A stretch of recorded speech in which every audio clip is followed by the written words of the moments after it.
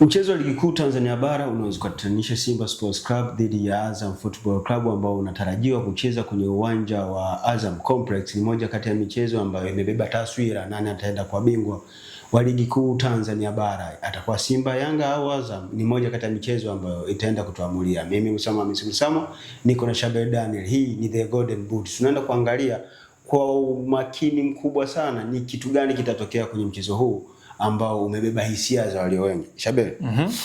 Mambo vipi? Fresh. Karibu kwa mara ya kwanza kabisa kwenye The Golden Boot. Asante sana. Simba wanacheza mchezo wao muhimu sana. Baada ya kuyumba ni kama wamejipata hivi. Wanaenda kucheza moja kati ya michezo migumu sana ambayo inaenda kudetermine hatima yao. Watakuwa kwenye position gani kuelekea ubingwa wa 2025-26. Simba hawajawahi kushinda kwenye uwanja wa Chamazi. Na wamepelekwa pale, inawezekana ni makusudi kwa sababu inafahamika hawajawahi kushinda. Ni kitu gani Simba wanapaswa kukifanya walau kwa mara ya kwanza wavunje mwiko wa kutokushinda kwenye uwanja wa Azam Complex?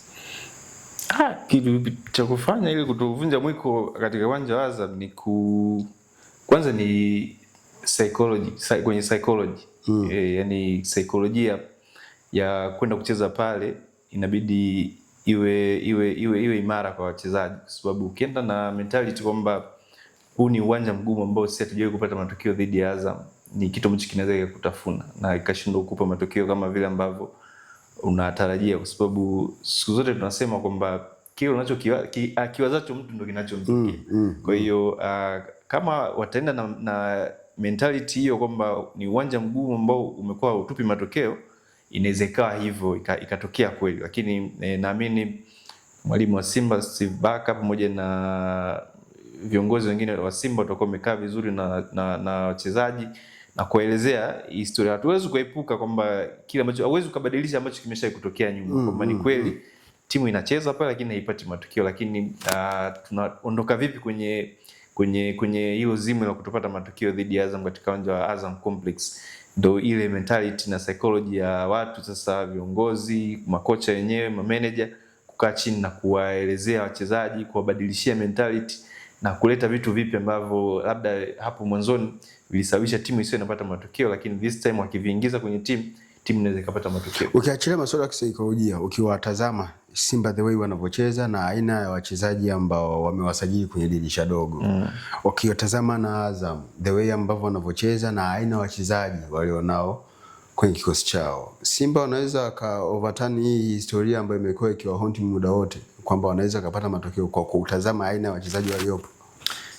Inawezekana kwa sababu Simba wameboresha timu yao katika dirisha dogo la usajili. Timu ambayo Azam kwenda Simba waliocheza na Azam kwenye mzunguko wa kwanza sio Simba ambaye anakwenda kucheza na Azam katika huu mchezo wa marudiano, na ni kitu ambacho hata nilimsikia captain wa Azam Lusajo Mwekenda anakizungumza kwamba wanafahamu wanakwenda kukutana na timu tofauti ambayo walikutana nao na kuifunga magoli 2-0. Kwa hiyo huo ndio tofauti kwanza mkubwa ambao Azam watakutana nao kiutofauti dhidi ya Simba. Lakini Simba ya raundi ya kwanza na hii raundi ya pili sio tu wachezaji, hata mwalimu pia ni tofauti.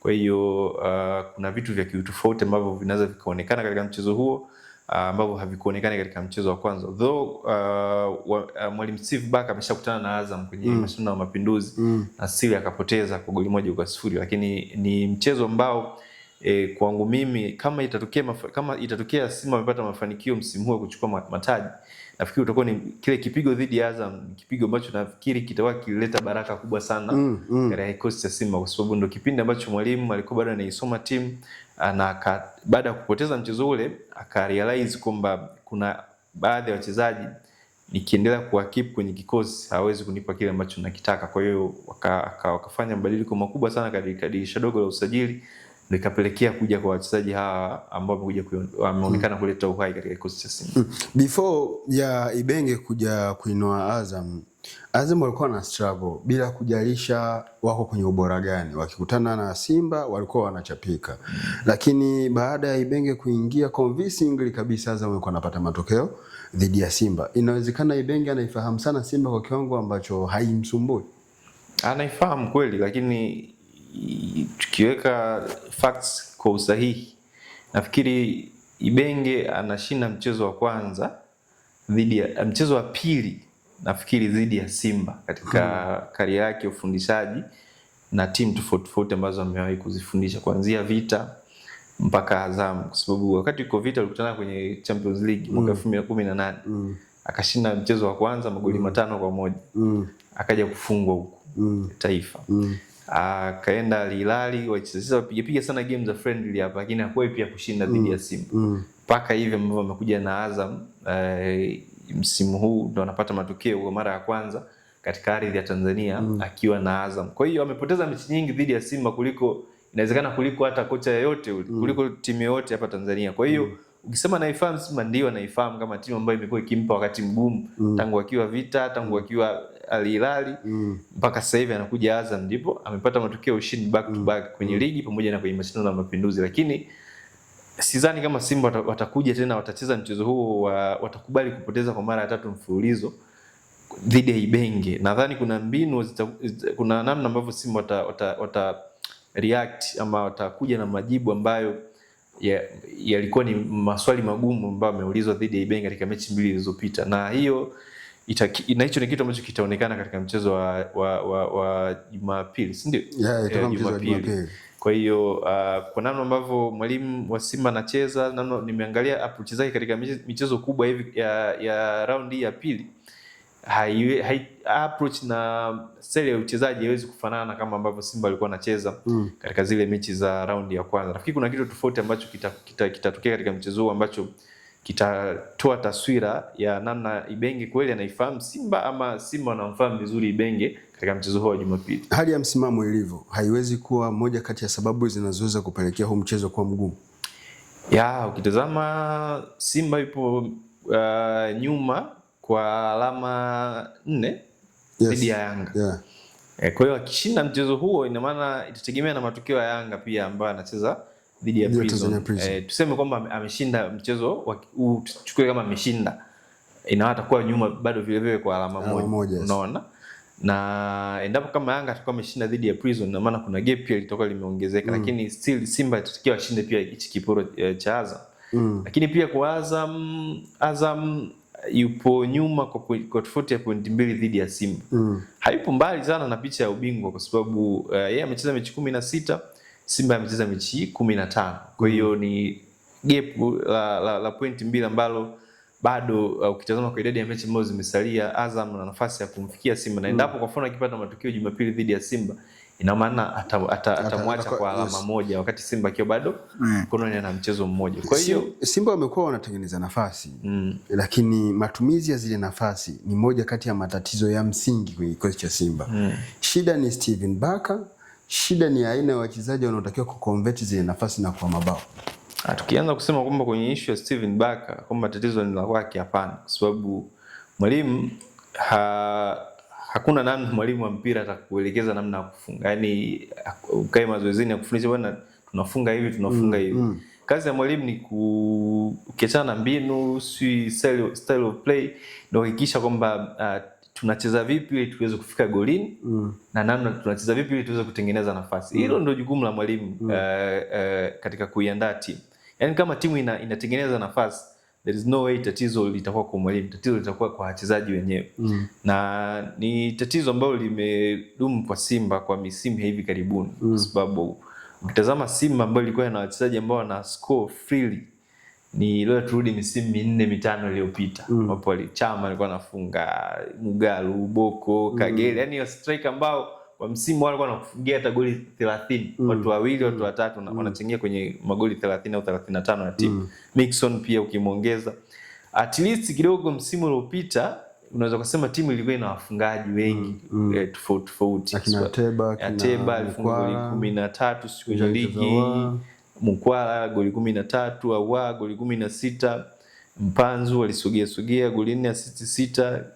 Walijitahidi, at least walikuwa na watu ambao wana uwezo wa kufunga magoli. Lakini msimu huu kidogo ni kama quality imepungua, kuondoka kwa Ateba, kuondoka kwa Mkwala dirisha dogo.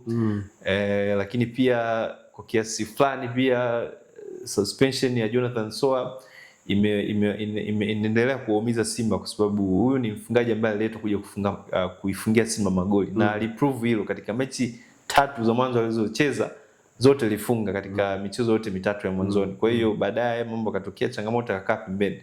Selemani ambaye anafanya vizuri kwa nafasi yake, anajitahidi, lakini mshambuliaji kwa level ya Simba ni mshambuliaji wa level ya backup. Yaani Selemani sio mchezaji kusema tu msajili Simba umweke kama striker namba 1.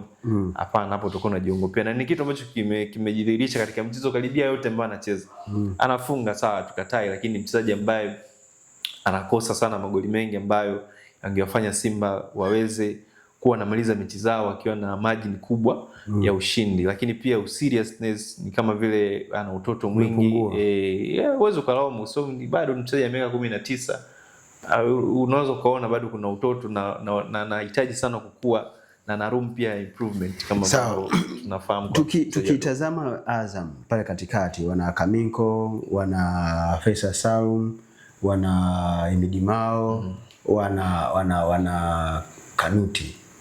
Wote hawa ni aina fulani ya wachezaji wagumu. Faisal ni mchezaji ambaye haeleweki, yani ukimpeka kwenye ugumu yupo, kwenye ulaini yupo.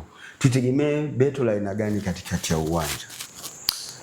Kwanza Azam ana viungo wazuri kuliko Simba. Yaani hicho ni kitu cha kukubali. Na ni kitu ambacho kinaeleweka. Yaani kwa mtu ambaye amefuatilia na anaifuatilia Azam msimu huu na anaifuatilia Simba msimu huu, sidhani kama kutoka kuna ubishi kwenye hilo. Azam wana wachezaji viungo wazuri kuliko Simba. Umtaja Imidi, mmoja kati ya viungo bora sana wakabaji kwenye ligi msimu huu. Faisal, hakuna mchezaji kwenye ligi ambaye amefunga magoli mengi na assist, magoli 7, assist 5. Ni involvement ya magoli 12. Involvement ni 12. Kwa hiyo ni mchezaji ambaye amehusika kwenye magoli mengi kuliko mchezaji yote katika ligi ya soka Tanzania bara. Kaminko tunajua ni mchezaji kwenye mechi kubwa huwa anatana. Haijalishi ni Simba ni Yanga huwa anaonekana. Ukitazama ukikompea sasa na viungo wa Simba, utamkuta Yusufu, mchezaji ambaye anawapa sana timu hype inapokuwa ina mpira. Kante amekuwa ingia toka zimekuwa ni nyingi sana. Na mechi ya kwanza utakumbuka mechi ya mzunguko wa kwanza ambapo Simba alipoteza magoli 2-0, mechi ilimpalia hadi akacheza rafu, akacheza sana rafu, alimshinda kabisa kumdhibiti Faisal Salum. Lakini pia ukiangalia juu ipo Chama kiasi fulani, lakini Chama ni mzuri. Chama amesha, yani tukubaliane tu kwamba Chama maji yaishazidi unga. Klasi bado ipo, lakini klasi yake ipo, daraja la ubora wake bado lipo. Lakini sasa kwenye hizi mechi kubwa ni mechi ambazo zinahitaji matumizi makubwa ya nguvu, kimbie sana lakini sasa ukiangalia pia na namna ambavyo Ibenge na seti timu yake katika michezo mikubwa ni katika namna ambayo anahitaji matumizi makubwa sana ya nguvu, kukimbia sana. Je, hilo ataliweza Chama katika mchezo huo wa Jumapili?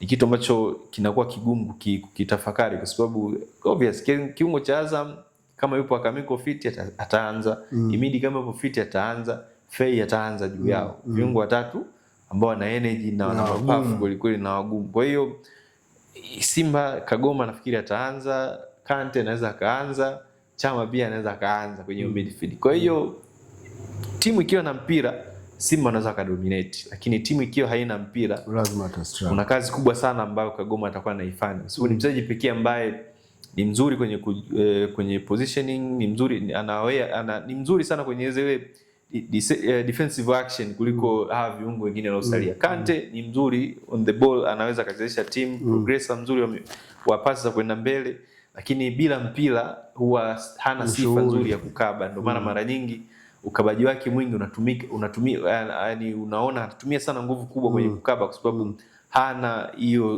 hizo skills za kiulinzi hana. Ndio maana anacheza sana rafu kuliko kukaba. Hata kwa mfano mechi dhidi ya Coast nilishangaa kwa nini hakumaliza bila kadi. Alicheza sana tactical fouls nyingi kwa sababu hana uwezo wa kuilinda timu akicheza mkitransition kutoka kwenye kushambulia mpaka kwenye kuzuia. Haya, muangalie pia na Chama. Ni kipengele cha nzuri ni yale. Kwa hiyo kama Lwema angekuwa fiti, nadhani mwalimu angeopt kuanza naye kuendelea kuwapa energy zaidi pale katikati, kumsaidia Kagoma na Alassane Kante, lakini sidhani kama atakuwa fiti kuanza katika mchezo. Kwa hiyo obvious kwenye midfield battle naamini Azam wataiwini kwa sababu ya uwezo wa wachezaji wao wakiwa na mpira na bila mpira, lakini ukikompare na wachezaji wa Simba wazuri wakiwa na mpira, lakini bila mpira kuna abiria wengi sana. Ndio maana unaona mabeki wengi wa Simba, mabeki wao wa Simba, Rushain pamoja na Ismail Toure, yani unawakuta kama ni viungo timu ikiwa na, yani timu ikipoteza mpira katika final third, ni wao mabeki wanakuwa wa kwanza kurecover mipira kuliko viungo katikati. Hilo ni tatizo. Lusamo ndio jina langu. Tulikuwa kwenye The Golden Belt ambao tulikuwa tunajadili kuhusiana na mchezo wa Simba Sports Club wakiwa wageni wa Azam Football Club kwenye uwanja wa Azam Complex. Shabel Daniel ndio kinara wa uchambuzi kwenye siku ya leo. Tutaendelea kuwepo mahali hapa, endelea kutufuatilia.